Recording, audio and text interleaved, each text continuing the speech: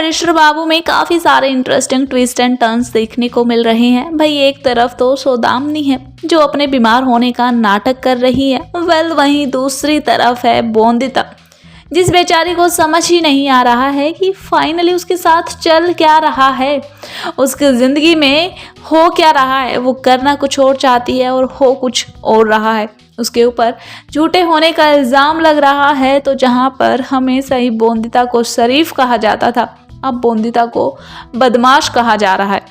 लेकिन हम आपको बताने वाले हैं कि सौदामिनी के साथ अब क्या कुछ होगा। भाई ये बात तो आप सभी जानते हैं कि सौदामिनी बार बार अपने बीमार होने का नाटक, नींद में चलने का, बेहोश होने का सारा ड्रामा कर रही है, सिर्फ और सिर्फ अनिरुद्ध को पाने के लिए। इस बीमारी की वजह से अनिरुद्ध सौदामिनी को समय तो दे रहा है, जहां सौदामिनी से 1 घंटे मिलता था अब घंटों तक सौदामिनी के पास ही रुका रहता है।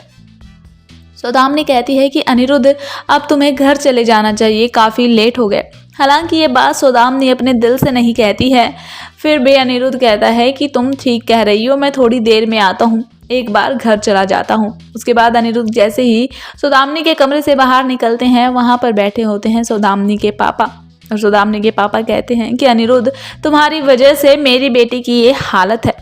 मेरी बेटी हंसती खेलती रहती थी, तुम्हारे साथ बैडमिंटन खेलती थी, क्लब जाती थी और हमेशा ही दोनों ही घरों में खुशियाँ आती रहती थी। लेकिन अब तुम्हारी वजह से आज मेरी बेटी की हालत देखो। तुम खुद ही बताओ, आज से पहले तुमने कभी सौदामिनी को ऐसी हालत में देखा है? अनिरुद्ध कुछ भी नहीं कह पाता है और अनिरुद्ध सिर्फ और सिर्फ चुपचाप सुनता रहता है। कहीं ना कहीं सौदामिनी के पापा की इन बातों से अनिरुद्ध इतना इफेक्ट हो गया है, अब अनिरुद्ध को लगने लगा है कि सारी गलती सिर्फ और सिर्फ अनिरुद्ध की है।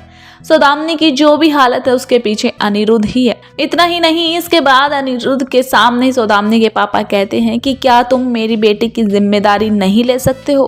तुम्हें नहीं लगता उसकी हालत देखकर कि वो तुम्हारे बिना नहीं रह सकती है? उसकी हालत के जिम्मेदार तो बन गए हो, लेकिन उसकी जिम्मेवारी उठाने के लायक नहीं हो।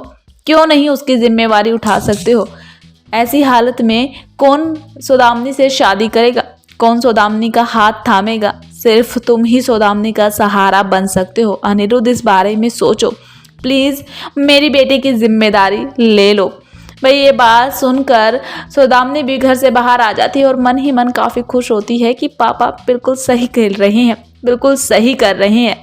लेकिन फिर आती है और कहती है कि पापा आपने अनिरुद्ध को रोक क्यों लिया? उसकी भी तो फैमिली है, उसको जाने दो।